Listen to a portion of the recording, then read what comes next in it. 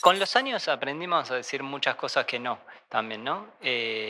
Y ahora, después de, te digo, 15 años de tener un emprendimiento propio, de que han pasado un montón de gente con nosotros, de que hemos surfeado crisis, no crisis, distintas estadías, se ha transformado todo, se ha transformado Pogo en lo que soy. Estamos con Pam con otra cabeza más en prolijar procesos, tener en cuenta bien la duración de los mismos, cuánto le metemos, cuánto es rentable, que no. Recién ahora, te digo, y tenemos muchos años, pero es como nuestra nueva etapa. Bienvenidos a Circuitos Inusuales, un podcast de Yuki donde conversamos con hacedores creativos sobre los estímulos, desafíos e interrogantes que los trajeron hasta acá. Porque como nos gusta decir, la creatividad tiene su propio recorrido. Mi nombre es Josefina Rodríguez Egaña, fundadora de Yuki y anfitriona de este nuevo espacio que tanto nos entusiasma. Yuki es una comunidad y agencia creativa que reúne el talento de esta generación. Busca ser plataforma de expresión cultural y de exploración de ideas, promoviendo la búsqueda constante y la colaboración como forma de hacer.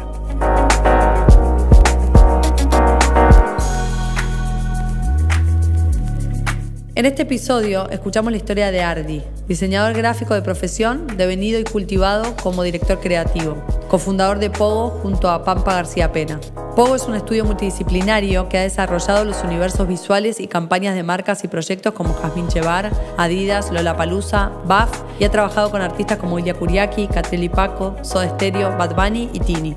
Hoy, con más de 15 años de experiencia, Ardi comparte cómo fue su recorrido, lo que aprendió de oportunidades, de límites, de hacer en equipo y del valor diferencial que aportan los proyectos en los que se involucra. Y cómo, a medida que los proyectos son más grandes y globales, aparecen nuevos desafíos a los que hacerle frente. Con ustedes, Ardi de Pogo. Que lo disfruten. Adrián Nelson Carlos, gracias por venir. Bienvenido a Circuitos Inusuales, alias Ardi. Bueno, muchas gracias por la invitación. Tu apellido, decilo vos, a ver. Carlos Grierzik. Ah, Carlos es parte del apellido. No, son dos separados. Ah. Yo, al ser uruguayo, se usa el apellido del papá y el apellido de la mamá. Espectacular. Sí, lo cual me trajo muchas complicaciones porque Carlos, sí, todo el mundo piensa que es mi segundo nombre. Sí. Nelson no lo uso o lo odio, ya me amigué igual con los años, pero entonces Carlos parece que es mi nombre, en verdad es mi apellido. Espectacular. ¿Y sos de Uruguay? Soy uruguayo, sí. Desde muy chico igual ya nos instalamos en Argentina, pero más allá de eso tengo mucho... estoy muy arraigado a Uruguay. Mis viejos son muy uruguayos, o sea, en sus costumbres. Más allá que es uno argentino y uno uruguaya, mi vieja es uruguaya y mi viejo es argentino. Tienen una historia con Uruguay y Argentina de ir y volver. Fueron varias mudanzas entre los dos países. Y terminamos acá en Argentina, ¿no? Pero mi hermano es argentino, de hecho. ¿Cuántos hermanos tenés? Uno solo más. Uno más grande tiene 6 años más. Yo tengo 41 y él tiene 47. ¿Y tu vida, desde qué momento de tu vida empezaste a vivir en Argentina y ya instalado acá? Ya toda la primaria la hice acá. Okay. Pero bueno, tengo esto de... Estaba mi abuela allá y mis tíos, y terminaba el colegio, me instalaba. O sea, tengo mis recuerdos de infancia son muy del bosque, la playa de Uruguay, ¿no? Qué lindo. Que en parte me terminó formando, ¿no? En la forma de ser. Tengo esa pausimonia, no sé si... Parsimonia. Esa tranquilidad medio uruguaya y también esto de un pueblo, porque es un pueblo, la verdad, y que tenés que desarrollar un poco la imaginación, ¿no? También el contacto con la naturaleza. Siento que hoy en día, con más perspectiva, me marcó. Claro. Y siempre la pregunta que solemos hacer al principio tiene que ver con esto, de dónde venís, que ya la contestaste en parte. ¿Cómo era tu familia? ¿Cómo fue tu crianza? ¿Qué hacían tus viejos? Bueno, mis viejos son ambos muy clase media trabajadora.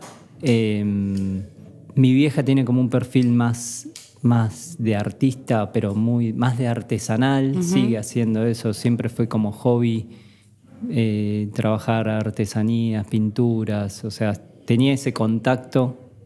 Yo siento que el lado más de arte que tengo viene un poco más de ese lado, pero no es que me marcó mucho en ese sentido, ¿no? Sí, yo tomo más de mis viejos que esta idea del trabajo muy marcada, del esfuerzo, también de la familia. Son, la verdad, me marcaron más en los valores muy claros, que hay ciertas cosas que yo no transo, no tolero, o sea en un proyecto y en lo personal, ¿no? Y siento que me marcaron más desde ese lado que en lo profesional. En lo profesional siempre fui muy independiente de lo mío. ¿Qué querías ser de chico cuando fueras grande, por ejemplo? Bueno, yo soñaba con ser arquitecto. Tengo ahí como una profesión media sin terminar, que me gustaba mucho. Después, siguiendo un poco doctrinas de la casa, mi hermano iba más por un lado más técnico y seguí por ese lado. Hice escuela técnica y que hoy igual también, justo últimamente se ve que es con la edad, los chicos, nada, como pensando mucho en el pasado y en cómo te vas formando, ¿no? Igual me sirvió, la escuela técnica me sirvió en la forma de trabajar, en pensar la lógica detrás de las cosas. Claro.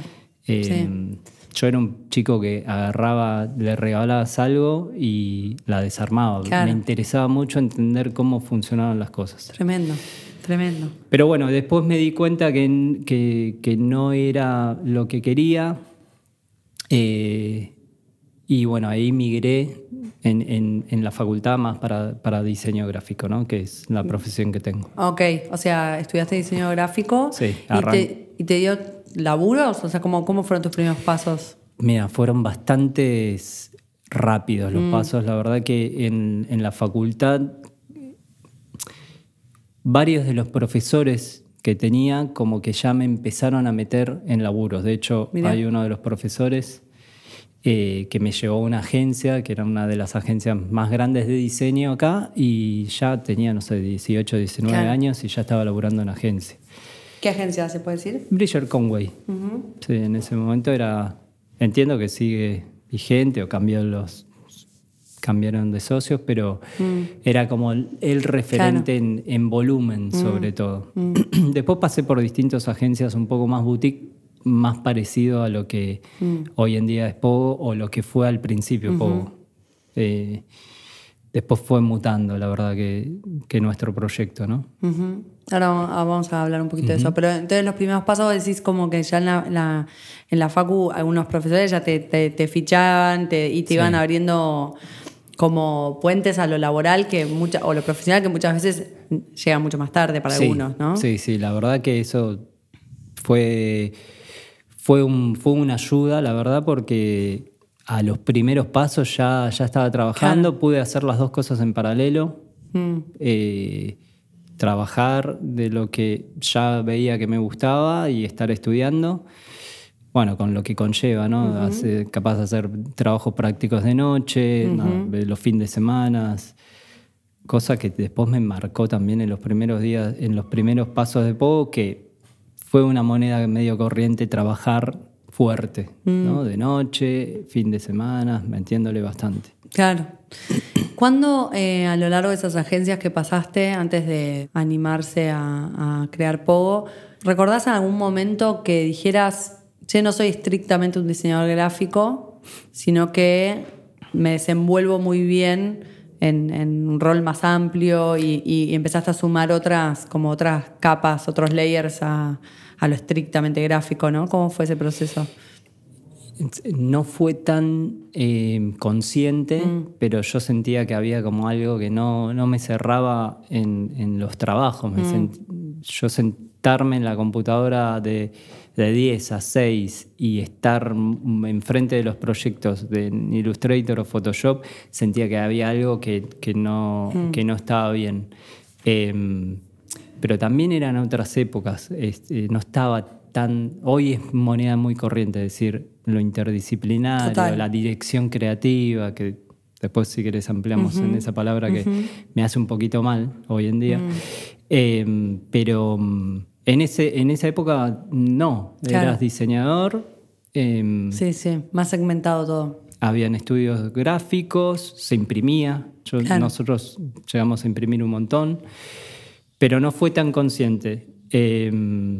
Sí, después empecé a vivir como ese glimpse de ver distintas cosas. Después de los últimos estudios, tuve como un año medio sabático, me fui a España y ahí empecé a trabajar freelance. Y ahí ya empezaron a aparecer algunos proyectos que eran un poquito más de creatividad, no solamente gráfico, o entraba por lo gráfico, pero me metía, no sé, en la dirección de arte del proyecto, o en alguna cosa más de si era un proyecto de branding, también en lo espacial, pero fue muy suave. Yo creo que lo que más nos marcó fue cuando, después de España conozco a Pampa, que es mi socia, esposa y también compañera. Ella estaba también trabajando en paralelo. Ahí, nada, más allá de lo personal, que nos conocimos y fue todo bastante intenso, nos dimos cuenta de que queríamos hacer algo juntos. Y el primer proyecto que tuvimos de Pogo fue justamente para no mostrar los laburos que hacíamos en agencias o en estudios, hicimos una revista digital que un poco metía todo lo que queríamos hacer. Okay. Nos gustaba la moda, nos gustaba el arte, nos gustaba el diseño. Entonces, ahí creo que fue el primero un poco de cruzar interdisciplinas y también empezar a conocer otros referentes del mundo que tenían ya ese perfil, ¿no? Claro. ¿Tipo quién? ¿Alguno que te acuerdes que se tenga en la mente? Alex Trochut me gustaba, Jonathan Sawada me encantaba. Si bien tienen muy marca de gráfico, se movían en distintas disciplinas y capaz que no era lo común acá, ¿no? Cuando dijiste lo de director creativo, ¿vos cómo te presentás hoy en día? No, me identifico como un director creativo, pero siento que hoy en día es justo una palabra que se usa mucho, se usa para todo y se usa también con cierta liviandad. Yo creo que el camino que hice para llegar a decir que realmente soy interdisciplinario es porque me metí de lleno en cada una de las cosas. Pasé por distintas áreas, pasé por audiovisual, pasé por todo lo que venimos haciendo, ¿no? Desde shows, desde eventos masivos, desde la dirección creativa en espacios. Son mucha experiencia y también de meterse, esto que decía en un comienzo, ¿no? Cómo desde chiquito esto de entender el funcionamiento de las cosas, medio que lo hice también de grande, viendo cómo se produce y entendiendo los procesos de todo para hoy sí decir, me quedo en lo creativo y en distintas disciplinas.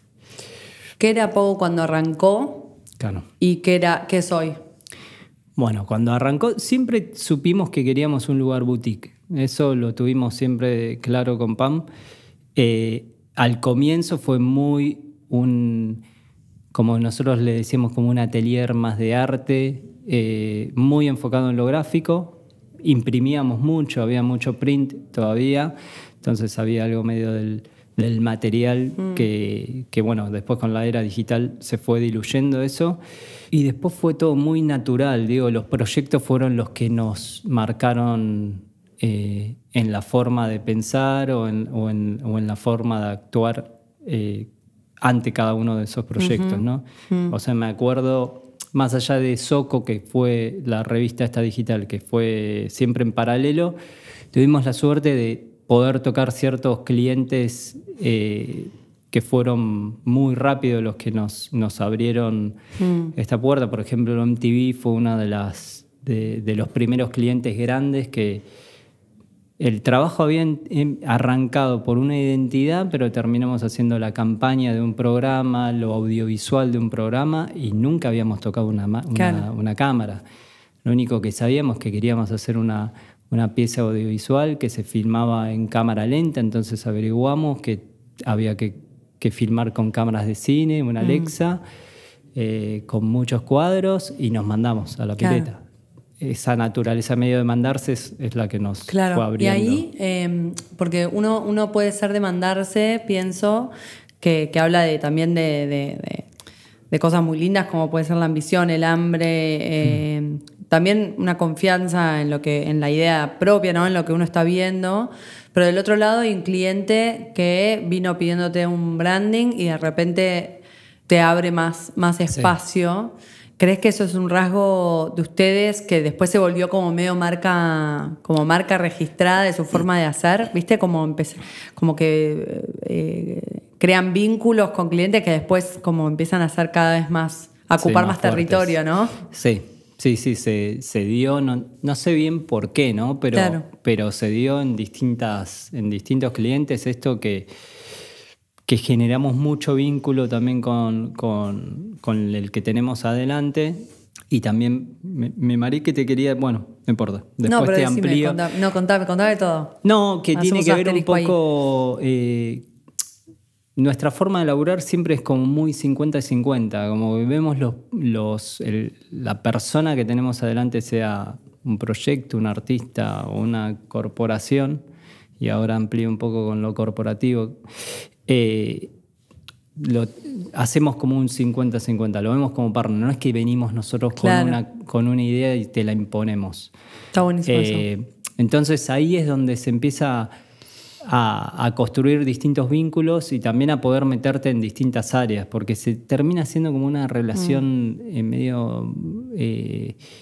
implícita de laburo, ¿no? Total, está buenísimo. Medio está partners buenísimo. Terminan siendo. Sí, hay mucho, ya desde el abordaje hay mucho diálogo, ¿no? Mucho ida y vuelta, intercambio.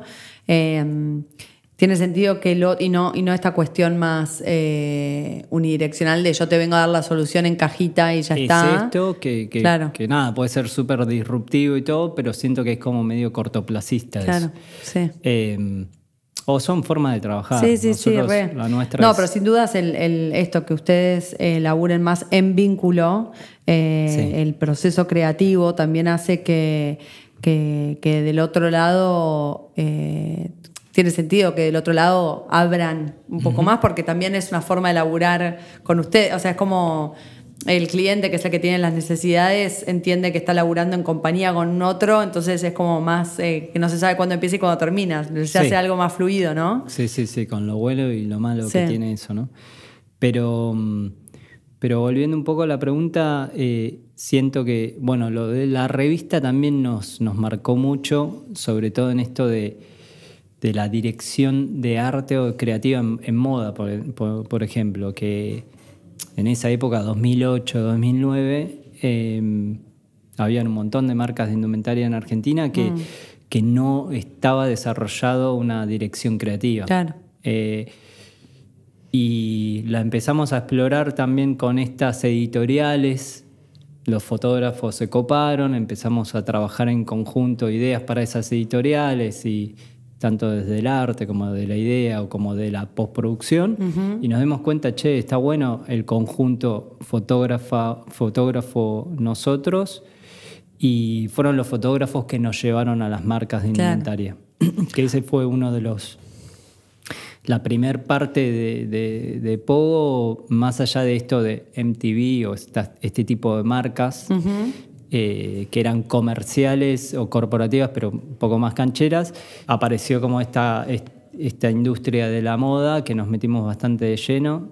También de vuelta tuvimos bastante suerte de el primero que nos cruzamos es un referente para mí número uno acá, que es Claudio Dreschner, que es el dueño de Jazmín Chevar. Es una persona que ha moldeado la indumentaria en Argentina.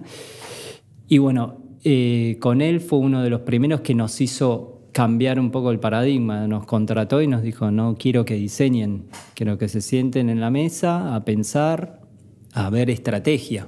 Entonces, ya en esos primeros pasos nos empezó a formar, digamos, o a pensar diferente. Claro. No solamente ver una campaña porque es linda o fea, sino el porqué de las cosas y pensar más a largo plazo. Y ahí, o sea, Zoco, volviendo un poquito para atrás, Zoco era fue la revista digital que ustedes sintieron que tenían, o sea, que era una forma de poder plasmar su visión, ¿no? Y su ojo entre curatorial, editorial, etcétera, porque ustedes no querían o no podían armar como portfolio con laburos por ahí que habían hecho para otras agencias. No se sentían tan cómodos con eso. Sí, nos resultaba medio raro capaz mostrar algo que si bien habíamos hecho nosotros en gran parte, estás bajo la dirección de otro mando. Entiendo, Entonces, perfecto. Dijimos, che, esto es más puro, nuestro. Claro. Y ustedes, o sea, el concepto de Zoco era una revista digital que generaban todo el contenido, producían las fotos, hacían todo ustedes. Sí. ¿Y la vendían? ¿O no, era gratis. ¿Era gratis? Salía una vez por mes, un mes y medio. Y lo hacían todo a pulmón ustedes, con recursos de ustedes, financiado por ustedes, para que les genere como visibilidad. Sí, y lo loco es que también de mandados empezamos a mandar a fotógrafos de afuera y veíamos que se recopaban. Es más, se coparon primeros referentes de afuera y después los de Argentina. Los de Argentina al principio nos ningunearon bastante, ¿viste? Mirá. ¿No?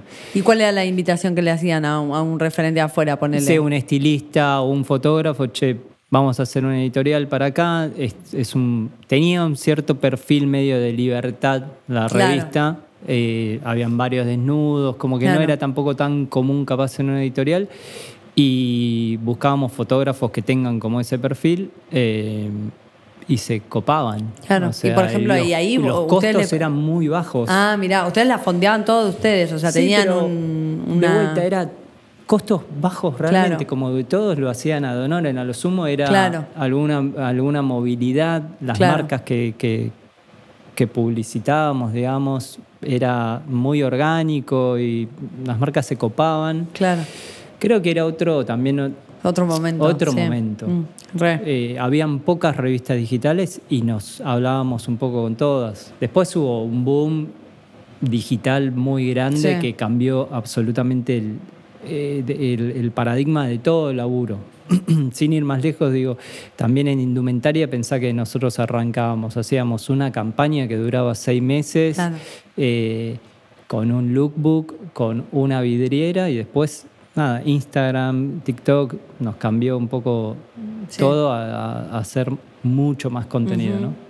Y uno escucha esto de, bueno, tuvimos la suerte de empezar a laburar en marca de moda y que uno de los primeros sea Claudio, por ejemplo, que es dueño de Jazmín Chevar. ¿Eso qué fue? ¿Tipo serendipia? O sea, ¿suerte? ¿Fueron por ahí contactos o que alguien conocía a Claudio? O sea, ¿cómo hoy, mirando para atrás, decís, che, estábamos parados en el lugar correcto, en el momento correcto?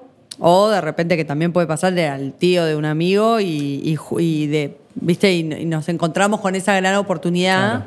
Y no es que tuvieron que empezar con una marca NN de Córdoba, no sé, por decir algo. Tal cual. No, entró de hecho por Zoco. Conocimos a Ceci Glick, que era la fotógrafa en ese momento de Jazmín, hacía las campañas, hacía toda la comunicación y nos dice, nos escribe, che, los quiero presentar a uno de mis clientes. Nos presenta a Fini Bencardini, que era la estilista de Jazmín, y en esa época también el estilismo medio que rigía toda la creatividad y empezamos a laburar. Costó un poco al principio, fueron un par de meses que no dábamos pie con bola. ¿En qué sentido? Y capaz que lo que nosotros proponíamos era como muy moderno, una marca también con mucha identidad, ¿viste? Mucho peso, mucha historia también. Y bueno, ahí aprendimos también a que no es imponer cosas solamente, sino a nutrirse mucho del que tenés adelante y amplificar esa voz. Y llegó un punto, un medio de inflexión que Claudio se ve que, bueno, es una persona muy visionaria. Decía, es que no puede ser que no funcione esto porque tienen rasgos que van muy bien para la marca. Y Y nada, y metimos una presentación muy grande ahí que fue, listo. Vamos a estar muchos años juntos y de hecho estuvimos muchísimos años, más de 13 años laburando increíble. juntos. Me reinteresa esto porque, a ver si lo quiero un doble clic acá porque es algo espectacular. Cómo a veces empezar a laburar con un cliente, con otro equipo de trabajo, que hay algo de la velocidad o del approach o del ángulo de lo que vos estás, ¿viste cómo lo estás diciendo? Que es como que no termina de encajar y, según lo que interpreto, contanos vos, pero como que estaba trabadito y Claudio igual dijo, no, pará, esto tiene que funcionar. O sea, supongo por ser el dueño le dijo al equipo que estaba manejando la diaria, ¿no? Era un equipo muy chico. Claro. No había departamento de imagen. La vuelta. Era Fini, era Claudio, era Mica, que era una diseñadora interna. No de producto, ¿no? Hablo del lado de marketing. Sí. Y Euge, que era una asistente más de Claudio, y nosotros. Y ahí entonces, el clic, ¿qué sucedió? Es que fue como una presentación que de hecho después no se bajó a... Era una presentación de branding y hacia dónde queríamos llevar la marca. Okay. Era más de un análisis de marca esa presentación y de ADN. Perfecto. Que nunca habíamos hecho algo así y estuvo súper bien. Después nos marcó un poco el camino en cómo... Claro. En todos los hitos que fuimos armando durante las demás campañas y historia con Jazmín, de llevarla a ese lado, ¿no? Claro.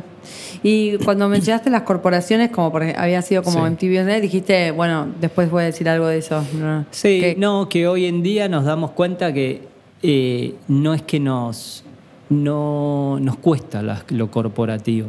Nos cuesta justamente porque por lo general el resto, hoy en día nosotros tenemos dos tipos de clientes, uno que son artistas y otros que son marcas o proyectos, ¿no?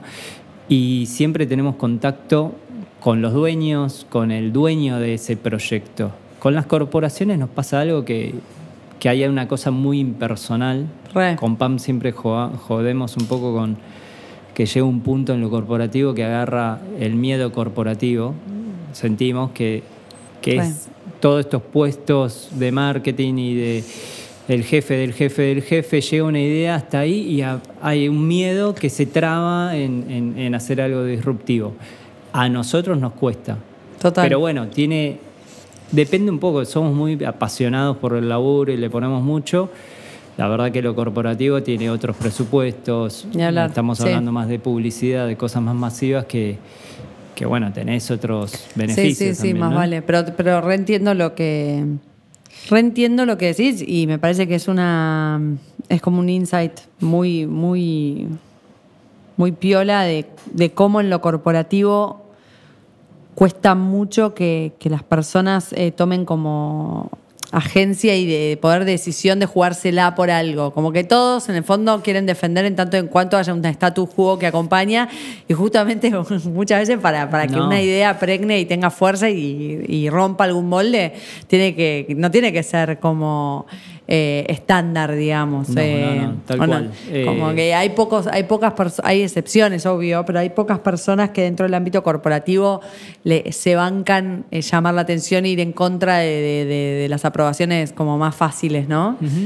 No reniego del tema, me parece que igual nos marcaron, hemos trabajado con Mercado Libre, pero haciendo las oficinas, siempre trabajos muy raros desde el lado de las marcas hacia nosotros. Claro. ¿Y cómo crees que se da eso de decir, cómo, por decir el ejemplo ¿no? ¿Cómo Mercado Libre entiende que puede llamar a Pogo para que le solucionen las oficinas? ¿Viste? Cuando ustedes lo que por ahí muestran más en un reel es campaña de Jazmín Chevar, no sé, y entre otras cosas, ¿no? Imagínate, en esa época me acuerdo perfecto, presentación con el board, un board gigante, el segundo de abajo de Galperín, que eran todos... es una empresa muy avant, ¿no? Pero nosotros mostrando un portfolio de minas en bolas. Claro, ¿no? O sea, claro. Caro Core, Jazmín. Y dijimos, bueno, se ve que confiaron y avanzamos, estuvo súper bien. Pero bueno, terminó siendo como un laburo más de espacialidad, de gráfica, de identidad dentro de las oficinas, de señalética, elaborar de la mano de arquitectura. Claro. Que también es re divertido también, como esa cosa fuera del molde habitual, como que sí. poder lograr distintos proyectos como por fuera de lo estrictamente, no sé, moda o no encasillarte en un rubro o no encasillarte en un formato. Sí, o en branding, ¿no? Claro. Que al principio había como mucho laburo desde ese lado. Sí. Después se amplió y siempre lo vimos como una usinita creativa de que caiga lo que caiga. Claro. Era... Pero ¿cómo siento que ahí hay algo de ustedes porque después una vez que tenés un ejemplo de cada, medio que ya se instaló, tipo una vez que tenés, tipo ya hiciste la oficina de Mercado Libre o lo que sea, ya se instala y tipo, también hacen esto. Pero antes, o sea, antes de hacer ese primer proyecto más alternativo, por fuera del branding, por ejemplo, ¿cómo sentís qué sentís que tuvieron ustedes de elementos o cómo se dio esa? Que a alguien se le ocurrió decir, che, pará, los de Pogo te pueden resolver esto. Siempre tuve esa duda de por qué lo veían, y lo veían más de afuera que nosotros. Claro. Digo, no, tanto Pam como yo somos muy tranquilos, claro. no somos muy de show off. A veces medio cuchillo de casa de herrero, cuchillo de palo, ¿no? Pero claramente veían algo como que había algo medio fuera de la norma. Nos pasaba, no sé, traigo otro ejemplo.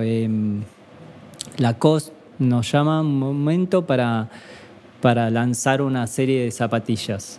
Entonces, el brief era simplemente hacer una comunicación de eso, pero nosotros vinimos con la comunicación, con cómo iba a ser el local, con un evento. Siempre fueron así los proyectos del brief, ir un poco más allá o que sea un 360. Está buenísimo. Después, nada, otro ejemplo que nos cambió por completo la cabeza fue cuando nos metimos en lo masivo en cuanto a espectáculos y shows, que la primera mano fue cuando conocimos a Diego Finkelstein, el dueño de DF, que lo mismo, también vino con una llamada, fue de... Che, estoy trayendo el Lollapalooza Argentina y quiero que ustedes sean la agencia a cargo. Y también fue un trabajo de... Eso es otro... Nosotros siempre decimos que tanto Claudio como Diego nos forjaron mucho en la forma de pensar, ¿no? Y lo mismo, fue un proyecto y es una relación que continúa hoy en día y ya son como casi 12 años de trabajo, que fue creciendo un montón. Empezó en la comunicación, armamos como una especie de fiesta de lanzamiento, de ahí nos proponen, che, ¿se quieren meter en el campo, en cómo va a ser el look and feel de todo el festival? Buenísimo. Y así, año a año, fuimos ganando experiencia y metiéndonos en más tareas también. Sí. Que hoy en día, digo, hacemos desde la comunicación, la dirección creativa del festival, la dirección de arte, estamos a cargo de todo lo que es el look and feel del lugar, todo lo gráfico que aparece, la cobertura, el merch. Sí, es muy masivo, muy masivo, muchas. Y es muy grande el espacio también. Claro. ¿No? ¿Y eso cuándo? Porque vos me contás esto y yo digo, bueno, me imagino no sé, dos cosas. Me imagino, vos me dirías cuál es verdadera y cuál es falsa. Me imagino un equipo de 30 personas y me imagino que no para nunca. O sea, vos laburás para el Lollapalooza durante todos los meses previos, durante todo el durante y durante todo el post. Me imagino, o sea, ¿en algún momento se corta o no? No, bueno, ponele, ahora estamos... ¿Para qué estamos? En junio, mediados de junio, y ya la comunicación la tenemos cerrada del año que viene. Por eso, claro. Pero este año estamos empujando una idea de sobre todo lo que es campo y lo que es producción y de look and feel, de arrancarlo mucho antes. Claro, porque a medida que pasa el tiempo... Argentina es muy complicado, ha atravesado años muy complejos que se terminó de armar todo muy sobre la fecha. Claro. Pero bueno, también lo que tiene... O sea, lo de la anticipación de laburo es verdadero. O sea, se labura con mucho tiempo de anticipación. Se labura, sí, sobre todo siendo una marca que responde claro, tenés que aprobar Chicago. todo. Hay otros procesos, ¿no? Sí. ¿Y lo de las 20 personas? No, eso es mentira.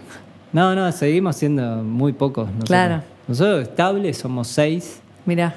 Y después, por proyecto, armamos y desarmamos dependiendo un poco de la escala de ese proyecto. Y la mayoría son muchos expo, chicos que han pasado por la agencia y que seguimos teniendo muy buena onda. Y el plus es que nada, un mail, un call y ya nos entendemos, ¿no? Sí, una nota de voz y ya nos entendemos. Tengo tantas preguntas que... Y sí sobre estos proyectos así como esto, el loop, ¿no? de Lollapalooza, como puede ser que también debe ser muy difícil, lo voy a decir muy bruto, vos corregímelo si no es así, pero como esta balanza entre presupuestarlo bien, entender todo el esfuerzo que lleva, como que hay algo de, cuando uno lo piensa más por proyecto más pequeño también, ¿no? En una escala más pequeña que empieza y termina, podés estimar, no sé, una duración de 1 mes y medio, tantas horas de trabajo, tiqui, y por más de que me imagino que ustedes no son tan Excel cálculos, claro, no son de Excel, tipo, nos pasamos 1 hora, o sea, ni en pedo, porque si no lograrían lo que logran. Pero bueno, en procesos tan largos de tanto tiempo, sí, es una cabeza que vos le abocás a ese proyecto, que no le abocás a, bueno, no sé cuánto tenés la capacidad de tomar, ¿se entiende lo que quiere decir? Nuevos proyectos mientras que estás a full con el Lola, ponele. No, por lo general siempre nos pasamos y con los años aprendimos a decir muchas cosas que no, también, ¿no? Y ahora, después de, te digo, 15 años de tener un emprendimiento propio, de que han pasado un montón de gente con nosotros, de que hemos surfeado crisis, no crisis, distintas estadías, se ha transformado todo, se ha transformado Pogo en lo que es hoy. Estamos con Pam con otra cabeza más de emprolijar procesos, tener en cuenta bien la duración de los mismos, cuánto le metemos, cuánto es rentable, que no. Recién ahora, te digo, y tenemos muchos años, pero es como nuestra nueva etapa de empezar a profesionalizarlo desde un lado más consciente de las cosas. Lo mismo a la hora de buscar clientes, por lo general siempre cayeron, la verdad. Claro. Y tenemos ganas de elegir ahora un poquito más y de ser un poco más agresivos en lo comercial, que siempre estuvimos muy abocados a laburar y a lo creativo y nada. Sí. Uno estando a la cabeza, después estás con muchos sombreros, ¿no? Estás en lo comercial, estás en lo creativo, estás en lo administrativo, producción, en lo operativo, en que todos estén contentos, que todos tenemos un montón de recursos humanos. Nada, es chiquito y si uno de los engranajes no funciona, se nota mucho. Sí. Y sobre todo en Argentina, que capaz que es, medio tener que ingeniártelas, que den los presupuestos, que podamos cobrar todo bien. No es fácil. No es fácil. No, totalmente. Me encanta eso que decís, así me da la pasada de personas que han pasado por Pogo y que siguen teniendo buen vínculo y demás, que hay algo de Pogo que me identifica mucho con Yuki, esta cosa de ser escuela ¿no? del lugar donde pasaron personas que hoy crecieron una bocha por ahí y que también a medida que Pogo fue creciendo y el Lola, el primer año el Lola no tiene nada que ver con lo que van a hacer ahora, como poder volver a trabajar recurrentemente con personas que vos viste crecer a lo largo de estos años también, ¿no? Eso está buenísimo. Es y muy la lindo. mayoría que ha pasado hoy tienen su estudio, son referentes. Eso me parece fantástico y también que sea medio catapulta. Catapulta. Es difícil esa palabra, igual. Sobre todo esto, de que se sientan inspirados en hacer algo propio y de que se puede y está buenísimo. Sí. En relación a Pampa y vos, hay algo que estamos viendo mucho en Yuki, en como los espacios donde acompañamos emprendedores, artistas y demás que han empezado a hacer lo suyo hace varios años. Algo que vengo viendo mucho en Ronda, que es el espacio donde acompañamos emprendedores y nos vemos todos los meses, el tema de los vínculos entre socios pasa mucho. Y también veo en el otro lado esto que te decía siempre, ¿no? De los que están con más recorrido, que son parte de Ronda, por ejemplo, donde empiezan a haber también crisis de socios o estos lugares adquiridos, o sea, lugares que se establecieron como medio sin hablarlo tanto y de repente empiezan a haber trabas o cuestiones. Y después por el otro lado tengo personas que hacen el curso de Yuki, por ejemplo, que están empezando a pensar en la idea de hacer y el proceso de buscar un socio con lo difícil que es la complementariedad, la afinidad, la química, los valores, no sé, hay un millón de cosas que... corregime si me equivoco, pero ahora que uno encontró su socio y la pegó, ¿viste? Decir, tipo, soy un afortunado. O sea, a mí me pasa con Catu, mi socio, que también es mi pareja, que digo, qué suerte que tuve, porque hay tantas cosas que se tienen que dar. Sí. ¿Cómo fue en el caso de Pampa y vos? En el vínculo, digamos, en entenderse laburando, en ir ecualizando los roles. Sí, no, es clave. Y aparte que sí, siento que no es fácil, pero bueno, debe pasar lo mismo con las relaciones. Nosotros nos conocimos y nuestra realidad es medio que desde el día cero ya se había dado que más allá de la pareja había algo laboral en el medio, ¿no? Entonces como que nuestra realidad siempre fue desde el día cero, así. Claro. Ahora siento que funcionó, sobre todo en los primeros años, porque nos complementábamos. Hoy en día sí el trabajo está bastante más mixeado, pero al comienzo ella era la creativa, yo era más de arte, director de arte. Tenemos dos personalidades muy distintas, yo soy más tranquilo, Pam va más al frente. Entonces siento que al comienzo nos complementamos bastante y no nos pisamos en lo que hacíamos, siempre respetándonos bastante, ¿no? Hoy en día sí están bastante más mezclados los trabajos y lo que hacemos. Somos como muy... Le ponemos mucho foco en esto de no pisarnos, o si hay algún conflicto con algún proyecto en particular, lo tratamos de dividir. Claro. Sobre todo, nada, que después termina lo laboral y está lo familiar, claro, y está la pareja, y nada, es el balance entre todas esas tres mundos es importante, ¿no? Ardi, en lo que son todos estos años de experiencia y de, como decíamos, de madurez, ¿hay algo que vos hoy entiendas como si te dijera como una regla dorada, o estas cosas de decir, bueno, ya sé a qué decirle que no, esto que al principio decías, cosas con las que vos por ahí ya sabes que no transás, como sí los que sí, ¿no? Como yo sé que los lugares son lo que necesito para que un proyecto funcione y sea lo que nosotros queremos que sea, tiene que ver con esto. Sí, bueno, un poco lo corporativo pasa, cada X cantidad de meses agarramos siempre algún proyecto medio corporativo porque nos gusta también ese desafío, pero por H por B siempre decimos, bueno, hay algo en nuestro ADN que termina complicando un poco el proceso. Después también hay algo que tratamos de evitar, es cuando del otro lado vienen con una esperanza o una ilusión de que nosotros vamos a hacer, no sé, cambiar un negocio, cambiar una rentabilidad, cambiar como una varita mágica, que no es así. O sea, se tienen que dar un montón de situaciones para cambiar un negocio. Entonces, cuando leemos un poco eso... Que la expectativa es desmedida. Es desmedida, que, viste, como, bueno, vamos a invertir todo en ustedes. No es así, tampoco se invierte en un montón de troncales, digamos, para que funcione algo. Porque después nada, hay una expectativa que después si no la cumplís no está bueno. Pero después no es que hay una cosa que digamos, no, a esto no laburamos, como somos bastante abiertos y si está bueno el proyecto, de vuelta nos tiramos a la pileta.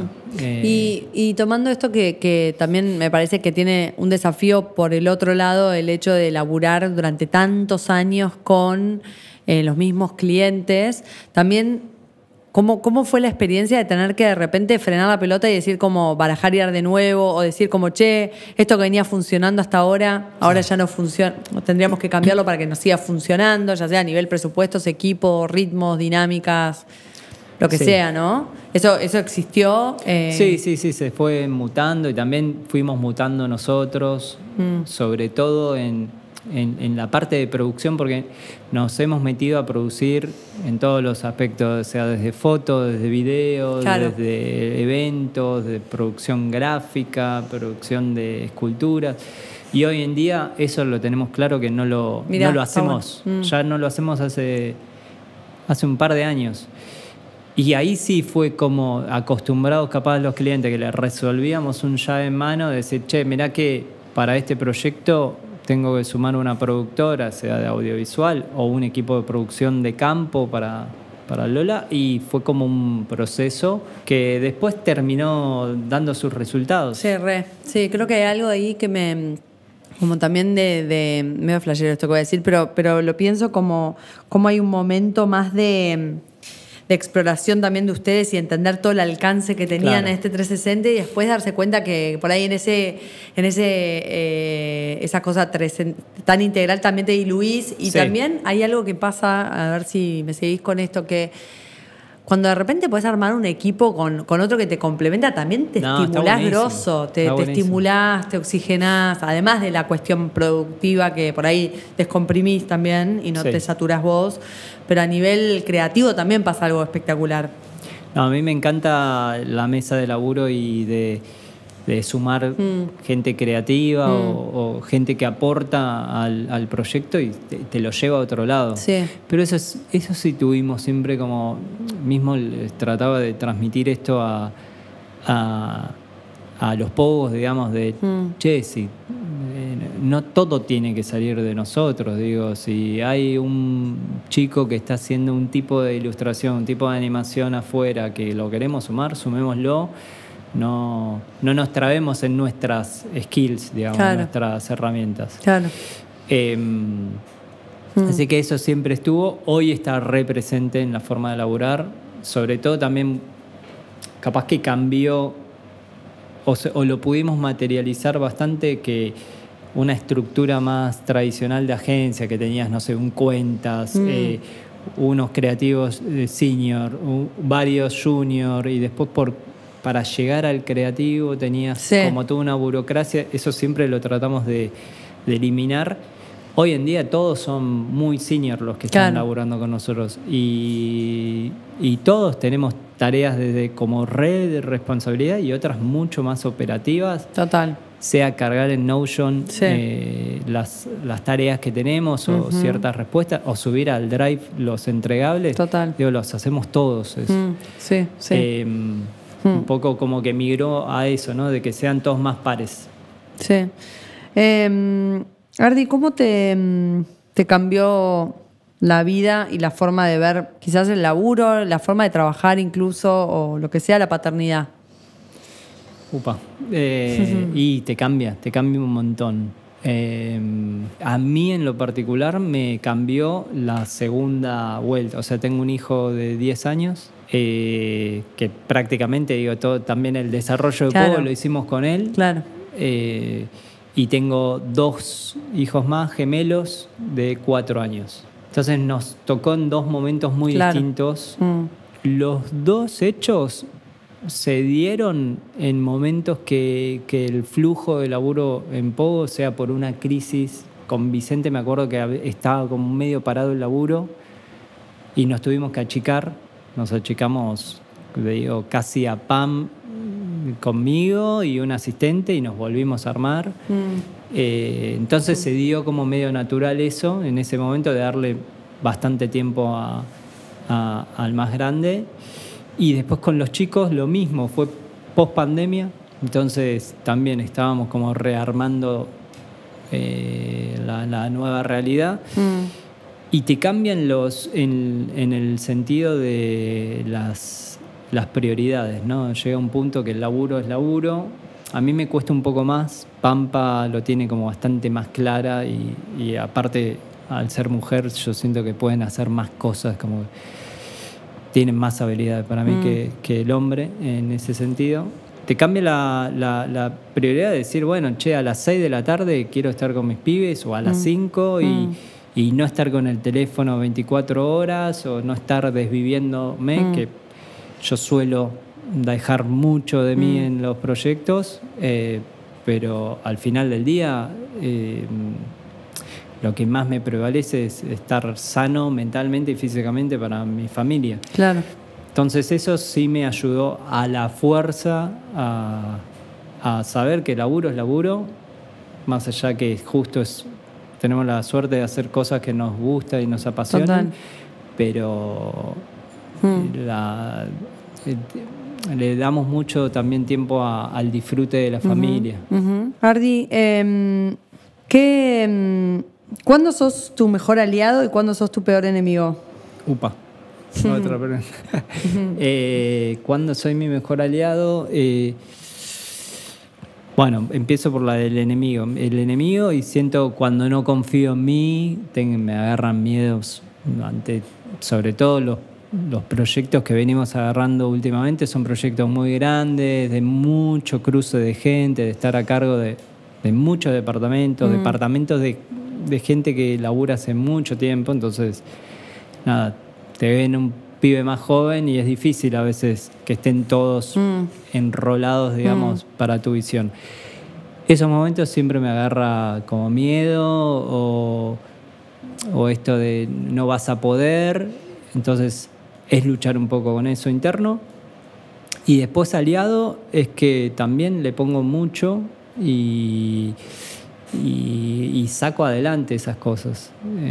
Saco adelante los proyectos. Sobre todo pasa en estos que hay que poner mucho el cuerpo, ¿no? De un show o el Lola, donde hay mucho cruce de proyectos. Proyectos que son más de oficina, siento que tenés un poco más de hándicap, más allá de una producción, ¿no? O un rodaje, tenés un poquito más de tiempo para dudar. Después cuando estás más en campo es más complicado. Claro. A ver si armo bien esta pregunta. Hay proyectos que hoy son muy zarpados, pero que ustedes estuvieron desde el momento 1, como el Lola, con lo cual en algún punto se hicieron juntos, ¿no? Sí. Ahora, ¿cuándo fue un punto de inflexión donde dijeron, que por ahí me decís, no sé, el año pasado o hace 2 años, donde la tiraron más lejos de tipo, che, ahora estamos yendo por algo muy nuevo y esto, más de otro calibre porque es internacional o porque es algo nuevo para un poco más maduro también, ¿viste? Porque hay algo de lo mandado del principio, y más si el proyecto, hoy Lola es un monstruo, pero bueno, al ser la primera vez y todo, había algo de empezar juntos. Y hoy, cuando ya tenés 15 años encima, 10 años, ¿hace cuánto existe Pogo? Pogo 15. Claro, 16. 15 años encima. ¿Qué es hoy un momento que te sacude la estantería de decir, che, nos estamos yendo, nos estamos zarpando en aventura, en animarnos de nuevo a algo que nos queda no tan cómodos? Bueno, yo creo que en esto, los shows para mí fue una cosa nueva, porque empiezan, como que volcamos un poco todo lo que veníamos haciendo durante años en un espectáculo que hay que cruza un montón de cosas técnicas, como la iluminación, el diseño de escenario. Después tiene cosas que teníamos más contacto, ¿no? Desde la creación de las visuales, las filmaciones en stage, la dirección de movimiento también de los artistas. ¿Eso cuándo empezó? ¿Y con quiénes empezaron? Y eso empezó en realidad en moda cuando hacíamos BAF. Claro. Nosotros estábamos a cargo de BAF, del concepto general del evento y de las puestas y de los desfiles, yo creo que ahí fue como el primer contacto medio en vivo de decir, bueno, hay algo que tiene como una planificación, un diseño y también una cosa en vivo sucediendo que me llamó mucho la atención a mí en particular. Y después se dieron también de vuelta del otro lado que se apostó en decir, bueno, che, están para hacer un show y nosotros nos mandamos también. ¿Siguen haciendo el BAF? No, hace ya varios años que... Claro, pero es verdad que lo del BAF es como un ecosistema que es bastante cercano a un show en vivo. O sea, es un show en vivo en sí, pero después y ahí se volcaron más a shows en vivo de artistas. De artistas, sí. Bien. Y bueno, y volviendo un poco a la pregunta de estos, de los desafíos y de en qué momento sentimos como que se estaba yendo, bueno, también con el laburo con artistas se empezó a dar un laburo de artistas más internacionales y que hoy en día, te digo, hay algo en lo cultural también que pesa un montón, que, no sé, estamos como laburando mucho con gente de Latinoamérica, desde México, desde Colombia, Venezuela, desde Miami, pero mundo latino o España. Y hoy me flashea bastante eso, lo cultural, ¿no? Digo, que no te das cuenta en el día a día porque estás inmerso en eso, pero cuando empezás a convivir con un grupo de colombianos, un grupo de Venezuela, un grupo de México y así con todo, estoy como muy flasheado con eso, con la cultura de cada país y cómo se pueden malinterpretar ciertas cosas, ¿no? Y también... O sea, que existe una barrera. Existe una barrera y eso que tenemos el mismo idioma, pero de vuelta se basa en la forma de elaborarnos de nosotros, de investigar mucho quién tenemos adelante. Entonces, como me estoy metiendo mucho en cada cultura. Está buenísimo. Y estoy como muy copado con eso también, ¿no? O sea, ese es hoy como el salto de impacto que están dando en este momento tiene que ver con proyectos por ahí más internacionales que requieren de esto, de una investigación más profunda, de lo que decías, como equipos más robustos y más plurales. Entonces, la apuesta es alta. Sí, se te empieza a ir un poco el miedo también de, no sé, hoy en día escribimos como para sumar a la mesa a algún director de afuera y ya nos conoce, o dice, che, me gusta lo que están haciendo, lo mismo un artista, che, me parece súper interesante lo que están haciendo, y uno siempre, yo tiendo a ir como tranca en las cosas, pero está bueno, te da más valor y te afirma de que venís haciendo las cosas bien, ¿no? Ardi, para ir cerrando, si pensás en el Ardi que estaba ahí en la facu, no sé dónde estudiaste. En la UP. En la UP. Sí. Bueno, ahí, estudiando diseño. ¿Qué le dirías de parado donde estamos hoy para atrás? ¿Qué le dirías a ese Ardi? No, que siga con el hambre que tenía en ese momento, que creo que esa fue como la zanahoria que siempre tuve, como la ambición que corrió por mi lado, fue más desde un lado profesional, y metiéndole, ¿no? Investigando, lanzándose a la pileta, como que siga así. Para cerrar voy a hacerte dos, tres preguntas así cortillas. Una es... un gran maestro que hayas tenido o que tengas. No, bueno, un poco lo que venía hablando de Claudio, Diego, son dos personas que nos forjaron bastante. También los primeros profesores en la facultad, digo, me acuerdo de un Carlos del Río también que me marcó mucho en la forma de pensar y en la forma de pararse ante el diseño también. Son los que nos más marcaron hoy en día, ¿no? Y la última, me gustaría saber cómo hoy te alimentás creativamente o qué considerás que algún ritual que tengas o algo que sientas que necesitas para ir manteniendo ese entusiasmo y ese oxígeno ahí vivo, ¿no? Sí, también otra cosa que vengo pensando mucho en los rituales y un poco, nada, la sobresaturación que hay, mismo en las cosas que nosotros hacemos, a lo que recibimos, ¿no? Entonces siento que a mí en lo particular los viajes me inspiran mucho, como que es un momento que dejo un poco el celular, consumo mucho yo, no sé si soy tanto de mostrar, pero consumo mucho. Claro. Y los viajes y dejar un poco el celular afuera, ¿no? De cortar un poco esa catarata que nos mandan constantemente, info por todos lados, y volver, no sé, a ver una peli, leer un libro, un viaje, esas cosas más naturales. La naturaleza a mí también es un lugar pero tiene que ver con esto, con cortar un poco la data que entre para que surjan cosas de ahí, ¿no? Sí, algo de otra velocidad, ¿no? Como que bajar las revoluciones para que pase algo en otra frecuencia. Sí, yo siento que igual estamos con un punto de inflexión que en algún momento se tiene que cambiar porque está yendo todo muy vertiginosamente y ya todo medio que muchas cosas son muy parecidas y estamos como muy en esa de pensar sobre todo la comunicación, de no caer en esos mismos surcos que hay que son la misma, ¿no? Más lindo, menos feo, pero salir un poco de esa voracidad. Sí. ¿Qué le decías a Lardi del futuro? Y tranquilidad.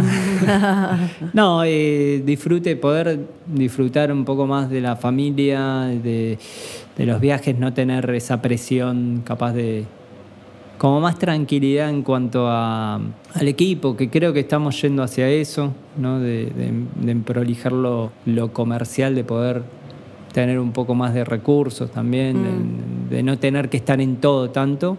Y sí me gustaría, como un deseo más a futuro, de volver a hacer cosas no comerciales, que antes era un ritual que lo teníamos muy presente, una vez al año hacer algo sin, no sé, una muestra, o bueno, era la revista, o era un mural, no importa. Tengo ganas de volver a hacer algo más desde ese perfil. Así que medio que en los próximos años me focalizaré un poco más ahí. Hermoso. Bueno, Ardi, gracias totales gracias por toda a ustedes esta conversación. por la invitación. Un placer. La pasé gracias. súper. Gracias. Los pogos son parte de esa primer camada de creativos que pasaron por Yuki, que cambiaron las reglas del juego. No solo por su estética o por los clientes que conquistaron, sino por su forma de hacer. Desde el inicio, Ardi y Pampa entendieron que era muy importante rodearse de gente talentosa, armar equipos desde la afinidad y confiar en su visión. Soco, la revista de la que habla, es un ejemplo de eso. Como no podían, querían mostrar lo que habían trabajado en el pasado siendo parte de otras agencias, dijeron: generemos una revista digital donde podamos transmitir lo que queremos y quiénes somos, y que sea nuestra carta de presentación. Se generaron su propia vidriera. Ese es un rasgo muy emprendedor que no está tan presente en general en personas con un perfil más bien creativo o artístico. Es muy común ver tremendos talentos creativos que no logran desarrollar skills de gestión, de management de sí mismos. Y si vas a ser creativo independiente, no podés no ser emprendedor, porque gestionar y desarrollar tu propuesta de valor y diferencial solo depende de vos. Los POGO aparecieron en un momento muy fértil y clave en una nueva camada multidisciplinaria de talento emergente, que supieron detectar y convocar a colaborar. Y desde ahí armaron una especie de pandilla creativa de fotógrafos, diseñadores, letristas, filmmakers, que al día de hoy son referentes en la industria y para quienes POGO fue su primera experiencia, escuela, casita, laboratorio. Por último, quiero destacar lo significativo de una dupla potente. Ardi menciona todo el tiempo a Pampa, su dupla creativa, socia y pareja, y parte fundamental de todo lo que se genera desde POGO. Ardi habla de ella con admiración y gratitud, elementos necesarios en cualquier sociedad, donde el otro se vuelve plataforma para que uno brille. Un buen equipo no es la división de un 100%, es la fusión de voluntades y potencias por generar algo único, que excede lo individual. Tener un socio no es para todos, no es condición para el éxito. En Yuki acompañamos a muchos emprendedores en conflicto de sociedad. Vemos cómo muchas veces se fuerza de forma inconsciente una complementariedad, una química, una visión común, y lo entiendo, porque emprender es fucking solitario. Empezar algo de cero, generar ese movimiento desde la mismísima nada. Salir de la hoja en blanco parece muchas veces imposible. Y es por eso que inconscientemente se embellece, se disfraza, se idealiza la afinidad con un otro. Y la noticia es que encontrar a esa persona con la que uno puede hacer y crear algo en conjunto es un trabajo enorme. Si todos los vínculos son desafiantes, el vínculo entre socios está para mí en el podio. Requiere de muchas herramientas de diálogo, de entendimiento, de complicidad, de confianza extrema y admiración por lo que el otro aporta a la mesa. Hay dinero involucrado, inversión de tiempo, expectativa, hay frustraciones, crisis, desilusiones, pifies. Creo que se romantiza mucho el tema y que se habla poco de lo complejo que es. Qué loco, ¿no? Ahí donde buscamos un socio para no estar solos, volvemos a quedarnos en soledad por lo poco que se habla del tema. La buena noticia es que todo se desarrolla. En mayor o menor medida hay que trabajarlo. A veces fluye más, a veces fluye menos. La buena noticia es que todo se desarrolla. En mayor o menor medida hay que trabajarlo. A veces fluye más, a veces fluye menos. Y sin dudas debe haber una base de química, de afinidad o deseo compartido que prenda esa chispa inicial. Pero siempre es con trabajo, con dedicación. Las sociedades pasan por miles de vaivenes, crisis, momentos de mega potencia y momentos de estancamiento.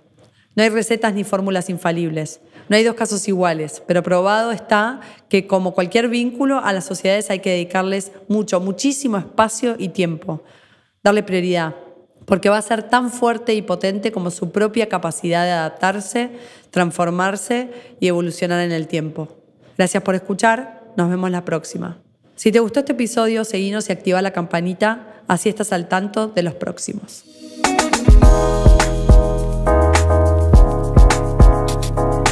Esto fue Circuitos Inusuales, idea original y producción de Yuki. Búscanos en redes como Yuki Culture. Agradecemos a Huerta Coworking por el espacio. Josefina Rodríguez Egaña fue la host. La producción y el guión estuvieron a cargo de Gabriel Kirchuk y Janela Bornisen. Operación y edición por Julián Danel. Identidad visual y comunicación estuvo a cargo de Catalina Luza, Janela Bornisen y Victoria Brouchi. Música original a cargo de Hernández Valeta. Si te gustó este contenido, seguinos en Spotify y espera las nuevas entregas. Puedes ir a nuestras redes y comentarnos qué te pareció. Hasta la próxima.